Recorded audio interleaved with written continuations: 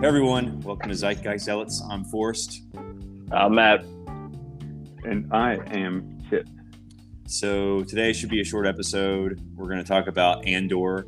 This is episode 9, I believe. So this was, I have to say, like, it took them 9 episodes, but I'm finally excited for the next episode of Andor. So I think this prison arc is definitely the best arc they've done so far. So I think like they've definitely done a good job in creating like this nightmare fuel prison. This is an awful prison, and I'm really excited to see how Andor is going to escape, because it definitely seems that's the direction they're going to head. Hopefully, the rest of the season will not be take place in the prison. Hopefully, they get out next episode, but I don't know. We'll see. So, Matt, what did you think of this episode? Was this like the highlight of the season for you, or you still think the Eye was the best one?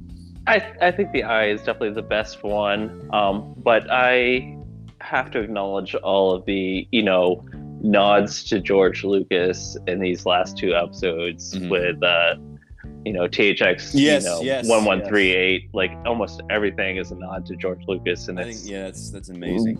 Really well done. While it hasn't been the best episode, this series has just blown me away, and it's on par definitely with The Mandalorian. So I'm really excited. Well, I think like the problem like I have with this show is there's just a lot of filler. Like the first 2 episodes, obviously, and the 2 episodes leading up to the heist before the Eye, were just like a filler for me and weren't too interesting. But I think these episodes setting up like the climax to the prison arc are really interesting, because we're seeing like this prison system, obviously inspired by THX, like you said. But it's like there's a really it's an interesting system, and it's very unique and something we haven't seen in Star Wars before. But I will challenge you on that, because it's not just filler for the show; it is expanding the broader universe. And what they've done in 9 episodes of this show has expanded the Star Wars universe more than what other shows or movies have done. And so, there's a lot of filler, but you're seeing the ISB, you're seeing the like paper tiger of the Empire. You're seeing all these like. What was that tip? I do want to say, you cannot have the meat before the rice. You can't have the meat before the rice. That's true, but like I think I've said before, like this definitely, every episode of Andor definitely blows away any episode of Boba Fett or Kenobi. Definitely. I even like the boring episodes, the episodes where not much is happening. The writing is still still amazing compared to what we got in those shows.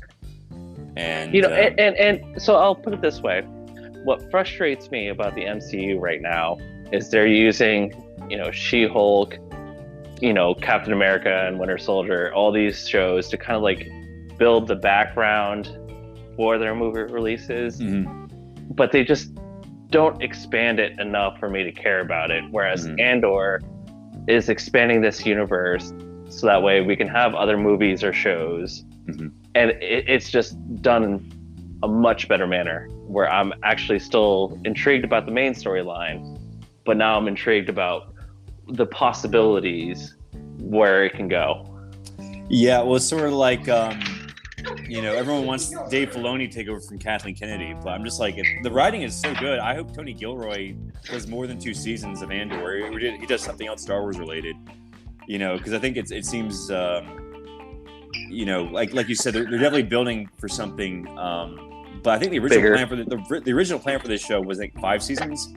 But then they cut it down to 2 for some reason. They've already started season 2, I think. So, but I don't know. We'll see how the season ends. So, they could still like drop the ball somehow. But I'd say like of all like the 4 shows we were covering, this is, I think, story wise and writing wise, this is like way better than House of the Dragon, Rings of Power, obviously, and more obviously She-Hulk. So, I think like this late summer, early fall TV season, this is definitely the best show. So it's definitely a big surprise. And I thought the cliffhanger with the Doctor telling them like everyone on like level 2 is like just massacred, Yep. You know, just because they screwed up and sent somebody from level 4. Yeah. Spoilers. Well, I didn't realize this, but I watched, like, I think a new Rockstar's review, and they basically said, like, the reason that Andor's sentence was extended from 6 months to 6 years was because the Aldani heist. They're cracking down on all criminal activity. Well, because of the the legislation that they're passing. This is what's interesting too, is that they haven't officially passed the legislation, but they're already using it, and they're just waiting for the sentence to like rubber stamp it. Yeah. And I think that's what's great about what they're doing in the writing here, is that the Empire really doesn't need the Senate. They just need them to rubber stamp things. They're going to do what they want. It's just all for show. Yep, it's all for show, just to justify everything. But they're already doing, and I think it's great too, because what they're showing with this whole prison scene too is that in reality, it doesn't matter. They just need extra slave labor to build the Death Star, because this is really what they're doing. Is they need slave labor to build the Death Star. And this is kind of, as a nerd, where I get kind of like frustrated, and I'm curious to see where it's going to go, because we all know that the Empire enslaved the Wookiees and used them as slave labor to build it physically. But now we're kind of seeing like, well, where did they get the parts to build the Death Star? Oh, okay, yeah. So I thought this was like this random Empire equipment, but I think that the big twist at the end of the season could be, or even next episode, that this is all equipment going to build the Death Star. And it's sort of... And Cassian finds out about it, and that's why he's kind of like really big on finding out where this Death Star is in Rogue One and everything. Really enhances Rogue One, because, like, you know, he really wants this thing destroyed now, because I was like literally in this hellish prison helping to build it. But it also kind of destroys the conversation that Randall and Dante had in Clerks about all the innocent contractors getting killed when they blew up the Death Star. Because I don't remember that conversation, but they're just like, you know, the Emperor had to hire like private contractors to build the Death Star. Well, if I'm working on a roof of a mob boss, and I know he's a mob boss, and he offs me, you know, that's my fault. But it sort of falls apart if, like, even like the rebuilt Death Star and I guess the initial Death Star were both built by slave labor, which definitely seems to be the case here. But also explains why there's no railing anywhere to prevent guys from falling into the laser. So, good point. Well, fuck yeah. it seems that there's no there's no electricity going on when they're coming down the railing. Do I understand that correctly? Or like, I'm trying to figure out how they're going to escape next episode. So my theory is Mon Mothma's, is it Belle, her sister? Belle, yeah. I don't know. There's so many theories about it. Either they're gonna like do something, and then Belle's gonna show up at the last minute with like, oh, I'm an Imperial officer with what's her name, her girlfriend there, and be like, oh, we're gonna save you, and they're like, we saved ourselves. You know, so it's actually kind of, they have several possibilities lined up as to how they're doing it. I can see them escaping the prison, but escaping the planet is going to be an issue. So, well, I'm sure a lot of like Andor knows how to fly, you know, ships and stuff, but we just don't know what the security is surrounding the planet. Like, are there like Star Destroyers surrounding the planet? Or TIE fighters. Yeah, probably TIE fighters too. So it's gonna be interesting to see what's gonna happen. It's probably gonna be like a big episode. I'm hoping. I just hope there's like it's not gonna be another setup episode. You know, they've already set up 2 episodes of like the prison, but hopefully they are gonna escape next episode. So this next episode is gonna be them hatching their escape plan, and they're gonna start their escape plan. Yeah, that seems to be and then the it's way. gonna be cut to black next week. Yeah. Same Andor time, same Andor channel. Exactly. So they're going to come up with a plan, and they're going to start the plan, and then something's going to go wrong, and then it's going to cut to black. Which just goes to show that, you know, 12 episodes was not what Tony Gilroy wanted to do, but it seems like he's trying to stretch it out across. He had like 5 or 6 really good episodes planned, and they had to like stretch it out across 12. it seems. And I will say this, I love, and I forget, one of the Marvel shows did this as well. I love how an episode could be 32 minutes or it can be 57 minutes. The episode's long enough to tell the story, but not to drag it on. And so I love that flexibility, especially with the season, because we had back-to-back episodes that were like 42 and then 47 minutes. And then like this last episode was 53. So, well, bear in mind the last 12 minutes are all credits. So yeah, really, they're really only like half an hour each. But you get what I'm saying. Like they just do enough to tell the whole story, and then they stop. So. Yeah, and I know you mentioned THX earlier, and it just made me think. I haven't seen that movie, but I know of it. I know it was like George Lucas's first film, and they're all dressed like they were in the sci-fi movie. It's like a very repressive, sort of like prison-like society. But I will say that. Yeah, go ahead. No, you go ahead. Well, just basically like because I'm gonna transition over to Deidre Miro. That it definitely seems they're turning the Empire in this show into like Ingsoc from 1984. Mm-hmm. It's like very repressive, and they're really infiltrating like every infrastructure and facet of society in this show. And Deidre Miro reminds me a lot of O'Brien in 1984, where like this is the Empire where we've never seen them this competent or this dangerous before, and I think it's pretty refreshing, but it really also makes you root for the good guys more, because the bad guys are competent and good at their jobs, and they're more of a challenge for the good guys to overcome. But yeah, so it reminds me a lot of THX, which I haven't seen, but more so 1984. So I don't know if we're getting those vibes as well, but that seemed, I don't know if that was the intention of the showrunners, but that's sort of what I was sort of. And like the Emperor's like big brother, like they just mentioned him by name. We hadn't seen him obviously yet. We haven't even like seen like an image of him, but he's definitely like mentioned a lot in this show, and he's sort of like the big brother of the Ingsoc of the Star Wars universe. So. The Ingsoc. Yeah, English socialism. Is that what it was? That was the name of the party in 1984, right, Tip? INGSOC. Yeah, so it's like reminds me a lot of that. And Deidre Miro is basically like the O'Brien of the Empire. So what do you think of Cyril Karn stalking Deidre? I was not expecting that. I wanted to bring this up because I think that was one of the best acted scenes of the show because of how creepy and awkward it was. Yeah. Like I'm just getting nothing but creepy, awkward vibes off of that interaction, to the point where I'm kind of imagining Cyril at one point like kidnapping Deidre, and just being like his obsession leads him to that. I don't know. It was kind of like Jabba with Leia.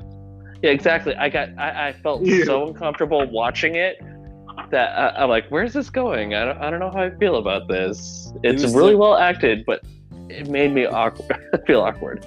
Yeah, that was definitely intention, but yeah, I did not. That was a completely 180 for his character, because all we like know about him is like he lives with his nagging mother and wants to get Andor, but I think the issue is like, are we focusing on his obsession, or is his obsession with Andor and her obsession with Cassian of Andor like making him think that there's like this like weird love interest between the two, and like he's gonna like stop focusing on Cassian and like start stalking her. It's just, I don't know, it gave me the creeps.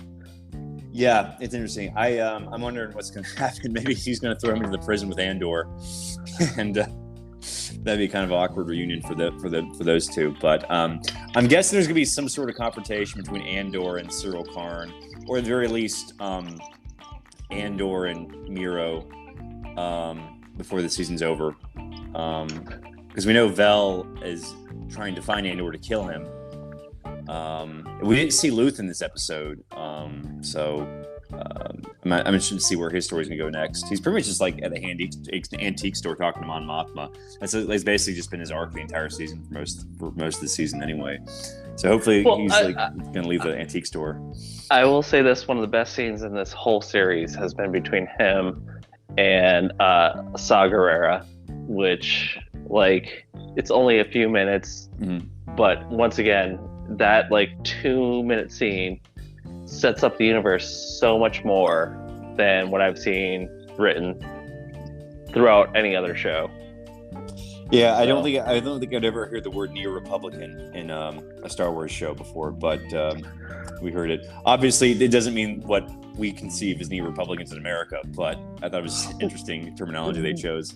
Well, also how they're talking about the separatists, how there's still like groups from the Clone Wars who are still like trying to separate, so like the battles from Clone Wars are still going on is essentially what he's implying.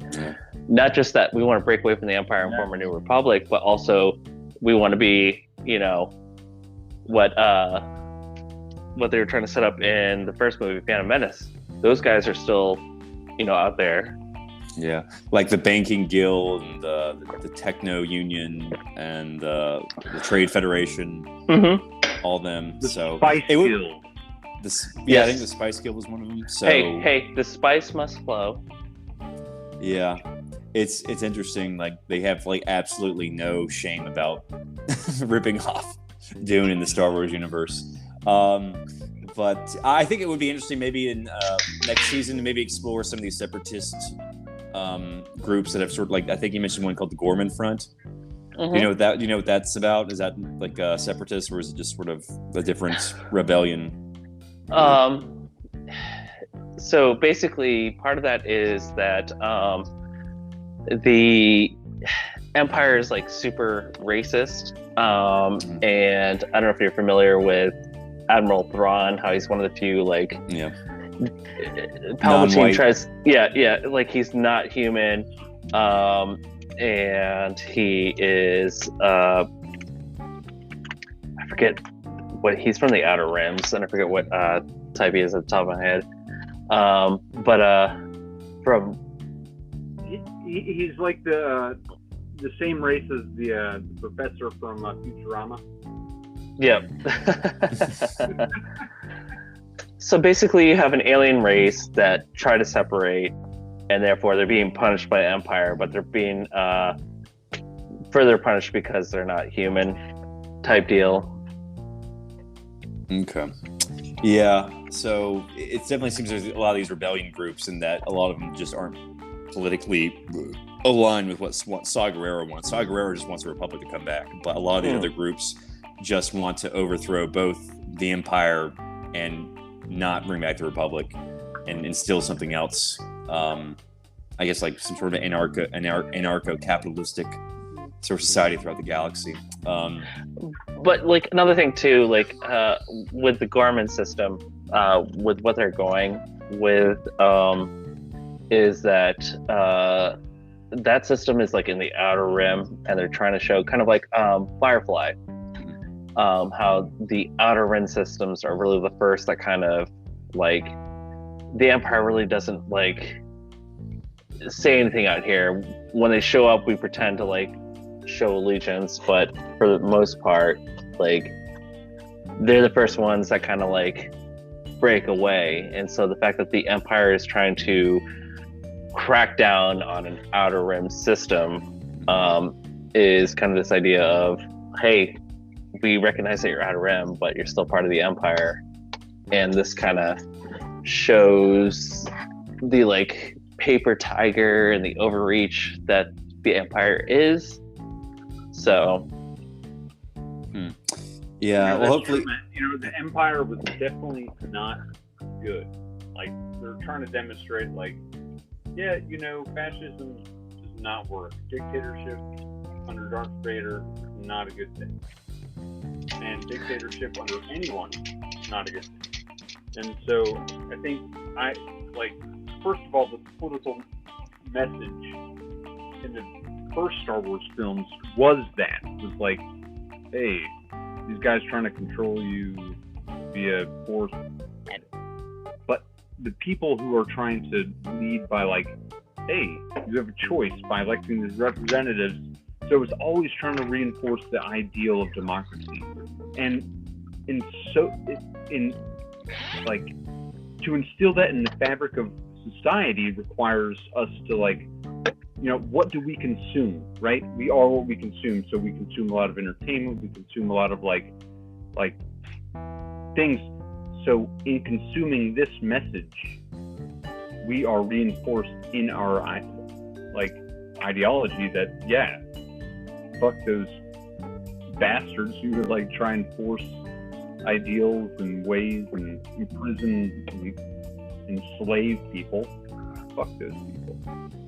And instead, rebel and fight with all you can, i.e. vote, because that's what's important, and select people who,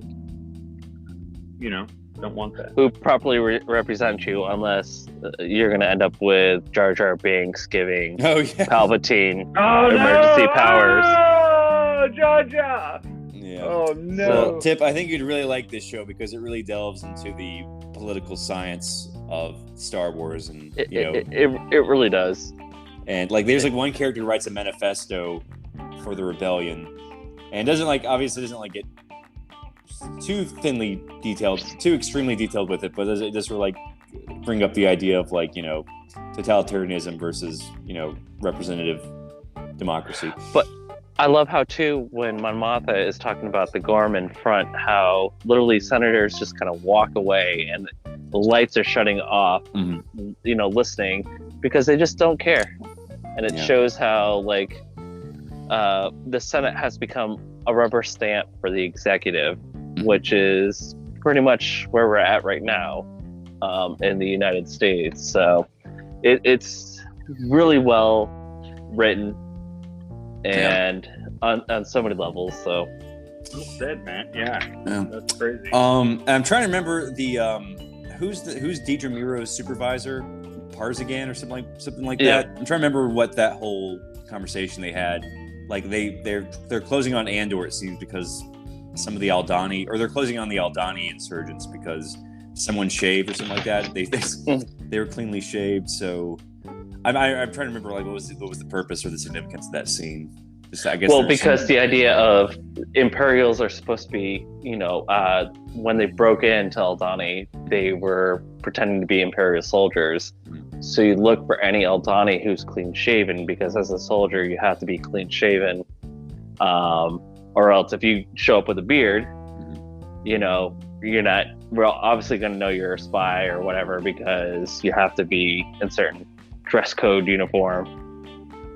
So they're saying go after every Aldhani who's clean shaven, because technically in our thought process, if you're clean shaven, you're one of the spies. Oh, okay. So yeah, sort of like what Luthen said, like people are going to suffer. And that's what I love about the show too, because Luthen is not it's that Machiavellian kind of idea. Do the ends justify the means?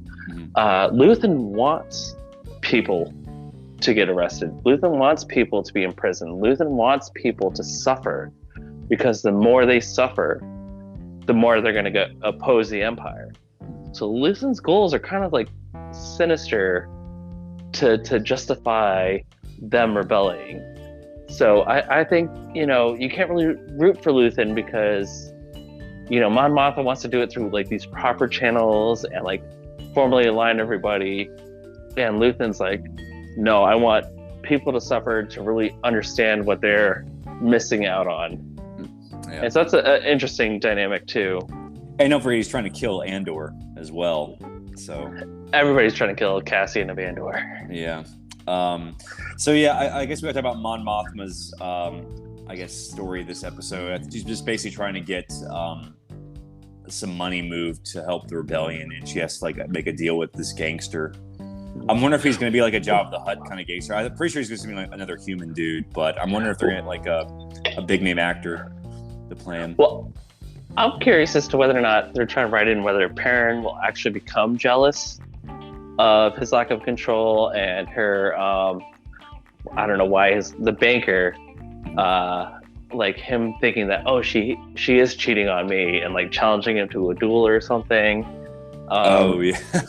Like, we all know that the rebels end up having to like pull Mon Mothma out because she, the Empire's about ready to arrest her, but I'm really curious as to whether or not like her husband's going to be the cause. Yeah, or I her think daughter, I or think, her. yeah, I think I said that last episode. Like, I'm pretty sure like her daughter or husband's gonna turn her in or just betray her or something. Or, is Perrin going to be upset about how she talks to this banker guy and turn her in, or is her daughter going to be the one? Because they're kind of setting up like her daughter is very like, spoiled and kind of a jerk. She's sort of like what's the children's party in 1984? They basically turn in their parents. Mm-hmm. Yep. For Ingsoc. She's like in the Palpatine youth or whatever. And she's really in the Palpatine. Yeah, so the Hitler youth. So she's like really in the Palpatine. She doesn't have like posters of like Harry Styles. She has posters of a shirtless Palpatine in her room. That is disgusting, Forrest. You take that back immediately. He has like more I guess at breasts. least like Darth Maul. Then he has like he has like several forehead chins. He has like several like chest chins. So but yeah, I guess she's like really, I don't know if she's into Palpatine, but she's probably like gonna turn her mom. It seems that way. Like either her husband or maybe one of them is gonna wind up getting killed because someone betrayed the other. But I'm guessing the banker, is he part of the banking guild from the prequel trilogy? I don't. I'm not sure. That's something I'd have to look up. See, that would be cool, like to explore those other like these corporations that popped up to start the Confederacy of Independent Star Systems. So like to see them like sort of reemerge, in different forms. That'd be sort of cool. It's not just like Rebellion versus Empire. Like have more of these separate entities, like the Gorman Front, obviously, and just try to like they want to topple the Empire too, but they're not going to reinstill the Republic.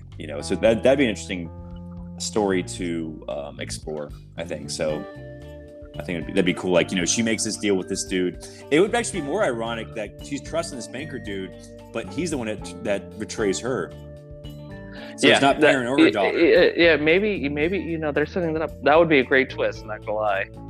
So like, he's working for the banking guild. He does not want the Republic back. So he's not helping the Empire, but he's not helping her either. So that'd be interesting. So that's another possibility. So one of those three, I think, is going to betray Mon by the end of this season.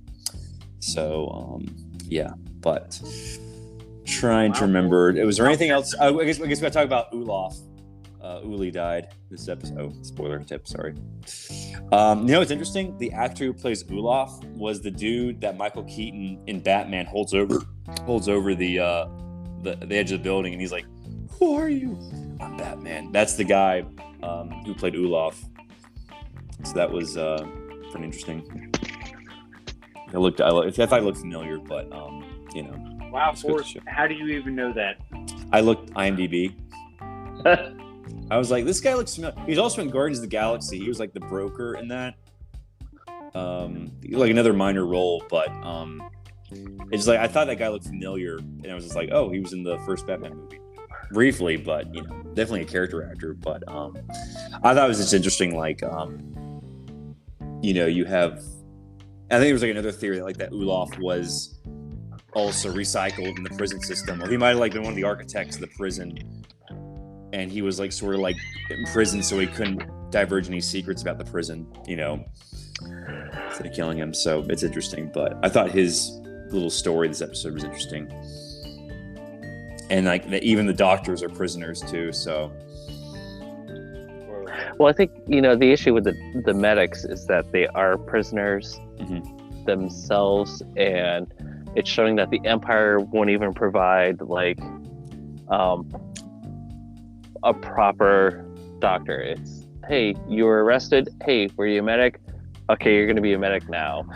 You get what I'm trying to say? Like, the Empire cares so little about these people that they're not even they don't listening have to their conversations. So. There's not even a formal structure for like a proper nurse or doctor system. It's just like, oh, you were arrested. We see you were a doctor. Okay, I guess you can take care. And the fact that they talk about how he doesn't even have like the proper medications and the proper like stuff to deal with things, so it just further emphasizes the fact that in reality, they don't care if they kill 100 people, because 100 people in the size of a galaxy is nothing. And they just need more slave labor. Yeah, like they said in the episode, like they're cheaper than droids. Yep. And cheaper to replace too. So it's just crazy that they just don't care. But I think like you said, there's no more than 12 guards on each level, and I think I saw like if there's like 100 prisoners per level, and there's seven levels. There's like 49,000 or like 4,900 prisoners, and there's only like what 72 guards. Yep. So something like that. So yeah, definitely enough to overpower them. So yeah, because you figure there's day shift and night shift, and yeah, the math gets interesting rather quickly. But that was like interesting, like he's like the Andy Serkis's character. Like it takes a week for any news to get from like the bottom level to the top level. So. But I thought it was interesting, like if you rewatch the episode, you see like the lights go out for a second. That's the instant they massacre that entire floor. Mm-hmm. So it's nuts. So yeah, definitely. Obviously, it's not like Saw level violent, but it's like pretty dark for Star Wars, And that's what I love. That's why I want R-rated Marvel movies. Like Punisher, this type Blade. of storytelling. Yeah. This type of stuff is what I want. Don't appeal to the masses. Tell the true story. Yeah. I think Blade just like recently lost his director because You know what I mean, Tim. You get what I'm trying to go. Like just give us like R-rated Ghost Rider, Punisher, Deadpool, obviously, Blade. When you're a teenager reading comics, it gets dark. Okay, the world gets dark. So, I guess we gotta talk about that torture scene real quick. Bix was it was interesting. Like the torture scene was like basically like the cries from this species race that they massacred. Yeah. And for some reason, their cries have torture capabilities or something like that. I didn't really understand obviously, it's not good when she listens to it, but I guess like there's some sort of like psychic, trigger that goes off when humans hear these cries, or it seems that way. But it was interesting. Like she's screaming, and like the scream transitions to like the factory equipment going on in the prison. So that was good filmmaking right there. Actually, what I really love about that scene is there's an homage to when Princess Leia is being tortured. Oh, yeah. The door closes and then somebody walks away, and you focus on the footsteps. And it's the same as in A New Hope. So it's actually really well done. Mm-hmm. And that's why I'm really loving the writers of the show, because and why I love Rogue One, there's a way to acknowledge the fanboys and tip of the cap to the fanboys. Mm-hmm. And then there's what George Lucas did, where he's like, oh, C-3PO was made by Anakin. You remember C-3PO? And it makes no right? sense. He's your favorite droid. You know what I mean? There's a proper way to tip the cap, and then there's what George Lucas did with the prequels, which we will not discuss. Yeah, so it definitely makes me appreciate the movie Rogue One more, which I saw twice in theaters, and I liked it fine, but I wasn't too entertained by it. And there were definitely some parts I thought were pretty boring, but it's definitely obviously it's fleshing out Andor a lot more, and it makes me. It's making me understand why he hates the Empire so much in that movie, and it's just we're actually Andor always shoots first. I love it. Andor always shoots first. He's the opposite of Han Solo. It's really great. It's definitely makes you understand. This is the first time we've ever seen why people hate the Empire so much. Because and just going back to the first Star Wars movie, we're just told to hate the Empire. Obviously, because it's an empire, and no democracy is bad, but we're literally being shown why this system is so awful, and why people are so hell-bent to get the Republic back. So I love that the show is doing that. It's definitely it took them 9 episodes, but I think I'm really, really finally invested in this show. And it's definitely obviously Mandalorian, the writing isn't as complex or nuanced. It's more entertainment value. That show, but and more spectacle. But this is I think the writing in this show is definitely the best of all the Disney Plus Star Wars shows before we've gotten and probably better than anything Marvel's done on Disney Plus. Although Loki has had some interesting ideas. I really like Loki too, so I'm interested to see season 2 of Loki. Yeah, I'm looking. That's definitely by far and away the best Disney Plus show that Marvel's produced. And I like the idea that the Time Variance Authority and like the rules and like the lore they've built with that sort of organization was really well done. The third episode wasn't that good, like where they're stuck on that train. That was probably the only weak part. But and they introduced Kang in the last episode or one of his variants. Has anyone seen the new Ant-Man trailer? Apparently, Kang's going to be in that as well. Yeah, how they go to the how oh my god, why am I blanking on all these names? How Kang's castle is in the quantum realm is interesting, and I'm curious to see how that works. So. Well, you gotta remember in Endgame, like the quantum realm was used to travel back in time, so there is some sort of like weird. It's a region where the rules of time don't apply, I'm guessing, and that's why he's either trapped there and needs to be broken out because he's going to be the bad guy in the Kang Dynasty movie, which is coming out, obviously. Well, and the other issue too is that in the comics there are good Kangs and there are bad Kangs. There's a council of Kangs.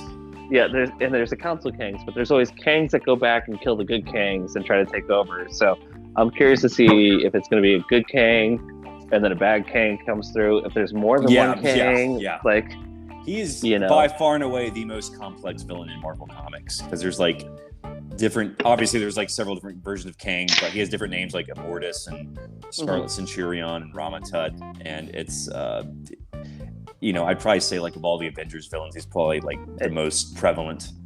And I think in one storyline, he's the reason why Apocalypse becomes Apocalypse. Yeah, because he was Ramatut and Apocalypse is like Egyptian, or he's sort of sprung up in ancient Egypt. So I would love if they tease the X-Men or have some sort of Apocalypse teams where he's like Ramatut in one of these movies, but I don't think they're going to do Apocalypse right out the gate once they reboot X-Men. No. I think they're probably going to like Mr. Sinister. He's like pretty much Omega Red. Omega Red would be cool. I'm wondering if they're gonna do like more Wolverine solo movies, since he's like just so popular that his solo series is just as expansive as the X-Men. But yeah, I would love to see Omega Red and like if they ever do like their solo Wolverine movie. I'm wondering if he's gonna be in the new Deadpool movie. That'd be a good place to bring him back, because to bring back Hugh Jackman as Wolverine. I really worry about with the new Deadpool movie that the Wolverine cameo is going to be like 10 seconds of him walking in the background. We're like, hey, what's up, Deadpool? And then walking away. Yeah, it seems he's because that would totally be a Deadpool thing. Yeah, but I don't know. If it's gonna be rated PG-13, I mean, it probably is, but I'm just gonna like try to. I mean, there's really not much in the MCU I'm looking forward to. I mean, Wakanda Forever is coming out next week. We'll see how I don't know if I want to watch. Namor does nothing for me. We talk about scraping the bottom of the barrel, and Namor is definitely one of those. Like, he's like the very first Marvel character. He's older than Captain America, and he precedes, I think, Aquaman. Basically, Aquaman is like an unabashed ripoff of Namor. And I will say though, Namor is technically a mutant as well, so that's a great way to introduce mutants. So maybe I'll watch it. But I never really understood that argument. I thought he was Atlantean. I mean, I don't really understand why they think Namor's a mutant. I mean, maybe because the wings and the feet. Is that why? Is that like a mutation? I don't know. I never really understood that argument. I just thought he was half Atlantean, half human. Like I said, I give zero craps about Namor, and I like if that's like the big like.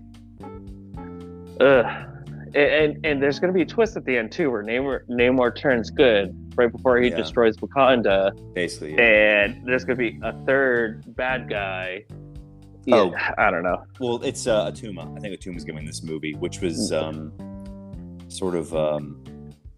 It's basically it's gonna be like Aquaman. Like Atuma's going to be like the Ocean Master or the Orm, and he's going to like pretty much like trigger a war with Wakanda, so he can.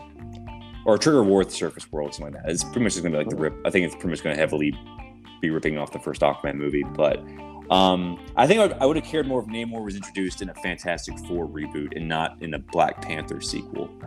But Forrest, speaking of Aquaman, just real quick as an aside, do you remember when you played Aquaman in a Boy Scout skit? Yep, I remember that. We won. We won. 2001, maybe. Well, that was a skit that Robbie came up with, right? Because it was like he was Dr. Doom. He tied up this Boy Scout, and like all these superheroes try to untie this knot, and they can't. And like Aquaman comes up, and he's just like, "Does your problem pertain to water?" He's like, "No, I'm tied up." He's like, "Okay, see ya." And then like the last person who walks up is a Boy Scout, and he's like, "Oh, it's a square knot," and he unties it. So I don't know if Robbie came up with that, but that was like sort of it was like a really goofy, just. That's an old classic. That's an old Boy Scout. And I think I recycled it at Camp Cherokee a few times too. So I think we won the cabin inspection with that. But yeah, it's like a fun, silly skit if you're a fan of superheroes. We have like Superman come and he tries to like laser eye the knot and he can't get it. And then like Wolverine tries to slash with his claws and he can't do it. And Spider-Man just adds more rope to the rope. And well, I think Tim, you were Dr. Manhattan. You're just like, I just came to perceive reality from a nonlinear perspective. And he just like walks away. And then so we just tried to like get as many superheroes as we could. But yeah, so that was a good one. Anyway, so yeah, Namor, I would have cared. I know we'll see how this movie goes. I think it's gonna make a lot of money, definitely, because the last one did. Oh, they all do. So and well, I think Eternals didn't make a whole lot of money. I think that was like only made like barely made its budget back. So that one was like and I think Black Widow didn't make a whole lot of money either. But that was like still sort of like. Well, so Black Widow is controversial because it was released on streaming. So they were using it. Yeah, they were using the quote unquote lack of revenue, even though people signed up for the service just to watch the movie. And it's a way for Hollywood to hide the revenues so they don't have to pay the actors. And ScarJo, she sued him over it. And there was like some sort of like out of court settlement, wasn't there? I don't know if there was an actual number. Yep. So yeah, I think the same thing happened to Suicide Squad. Like that movie underperformed, but it also came out on streaming the exact same day. But everybody saw the Suicide Squad. Yeah. The Suicide Squad. And it was a great movie. It was the best one they've done. Oh, but really quick before we leave, I do have to plug one movie I watched this week. Bullet Train with Brad Pitt. It is phenomenal. Find your red box. Get that movie. Isn't it directed by the same dude who did the John Wick movies?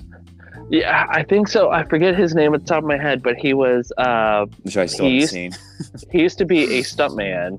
Yeah. Who has become a director, and even on the DVD they talk about how like all these scenes, like how even though he's a director, he's like getting involved with it. But it is such a great movie. It is a very dark comedy action detective film, and it is all these different genres, and at the end of the day you will definitely leave the couch laughing. Leave the couch happy. Nice. Yep. So Matt, what do you think about James Gunn pretty much becoming the Kevin Feige of the DC universe? Do you think that's going to be a good thing, a bad thing, or just we'll just have to see? It's intriguing. It's intriguing because there's so much potential there, and whether he will live up to it or sexually harass somebody, we'll see. It just seems a little brash because apparently they were courting some other people and they just did not want to do it at all because they just did not want to deal with Zaslav or they just did not like his management style. So I'm wondering, like, obviously there's a concern about whether the movies are going to be high quality and, connectivity, which I don't really care for. I just want like the movies to be standalone and just good. I don't really care about like them building like a carbon copy of the MCU, but I'm wondering if it's even gonna last. Like maybe like James Gunn and David Zaslav don't mesh well, and like Gunn just leaves. But well, I will say this: one of the big problems with the DC universe is the lack of continuity. Mm-hmm. And so having somebody technically in charge of like the continuity will help out DC. Mm-hmm. But at the same time, too, I think I saw this meme the other day. It was literally Batman dragging a ship onto shore, and the ship said the DC universe. Because it doesn't matter what all the characters are. It's really the Batman movies that get people into the seats. Yeah, but as Marvel's proven, you can take these B-list, C-list characters and make them successful. You just need like a good writer, or just dude, Peacemaker. Yeah. Like, I loved that show. Yeah, and I loved the Suicide Squad. Like, you can do it right, but the issue is the people who did the Suicide Squad and Peacemaker, they were independent, and there was nobody there to try to like harness the positivity of that for DC. Yeah, I mean, it really just goes to show like there are no bad characters, just bad writers and bad directors. So, in fact, there's a Harley Quinn movie that I really liked, and I hate Harley Quinn. Was it Suicide Squad or Birds of Prey? The one that has the title that's like 50 words long. Harley you Quinn. like that movie? I really enjoyed it for DC. So when she gets like the other female characters involved, like, it was good for a DC film. Whereas Justice League, I'm like, I'm gonna blow my brains out 10 minutes in. Well, I think the whole Birds of Prey thing, or the Harley Quinn movie, was like, they wanted to be a Birds of Prey movie, but it wanted to have Harley Quinn as the star, and it's like Harley Quinn isn't in the Birds of Prey in the comics. It's just Oracle Huntress and Black Canary. Why they just added Harley Quinn because she's a popular character. But I don't know. I mean, the James Gunn thing, it's just a lot of we'll see. We'll see if it even lasts. But I mean, hopefully, if it leads to more quality movies, I don't want them all to be like. I don't want every character to be funny like in the Marvel universe. So I will say this about Marvel: what annoys the fuck out of me is like in Shang-Chi, Awkwafina's character, like these stupid like one-liners when we're having a serious moment. Like, it's one thing when Robert Downey Jr. is doing it as Iron Man, because that's literally his character. But I feel in the Marvel universe, there'll be a serious scene, and then somebody will have a one-liner, and it takes away all that seriousness, because they would rather sell that one-line joke than like build the movie. Well, they're just trying to get actors whose strength is not quipping and ad-libbing like Robert Downey Jr.'s strengths are, but they're trying to make every character that way, like have them be funny. Just look at Autumn Trooper and Eagle guy. How there was a scene I remember where they're talking with Zemo on a plane, and they try it like 3 different times. Zemo's like trying to be all serious, and they have these like one-liners, and they all just fell flat, and it killed. It was a bad exposition dump to begin with, but the fact that we try to like do these stupid jokes on top of a bad exposition dump, it was maddening. And Zemo Zemo didn't really serve any purpose in that show anyway, except like just fan service. No, he could dance. He could dance, man. Besides I play his dancing on repeat all the time. Yeah, well, at least he had the purple mask, the purple sock on for 3 seconds in that show. So it seemed they were more focused. The showrunners really wanted to do the Flag Smashers, which was strange because like Flag Smasher, like his organization is called Ultimatum. It's not even called the Flag Smashers, but I don't know. That was that show. It's making me angry thinking about it. Speaking of which, Harrison Ford is General Thaddeus for the Thunderbolts. Yep. Wait, what? Love it. Is he going to be Red Hulk, do you think? I don't know. Like, if they're going to go that far, but I love that A, they're setting up the Thunderbolts, and then B, he's going to be General Thaddeus. So yeah, Thunderbolts are basically like the Suicide Squad in the Marvel universe. They're basically just like supervillains. Well, I think in the comic they were supervillains posing as superheroes, but as they, as the comic progressed, they became more heroic. Actually, it's kind of funny, this does parallel. The prison that Andor is in resembles where they keep the Marvel villains. Yep, the raft. Yep, the raft. Yep, and that's where he approaches them, kind of like the Suicide Squad.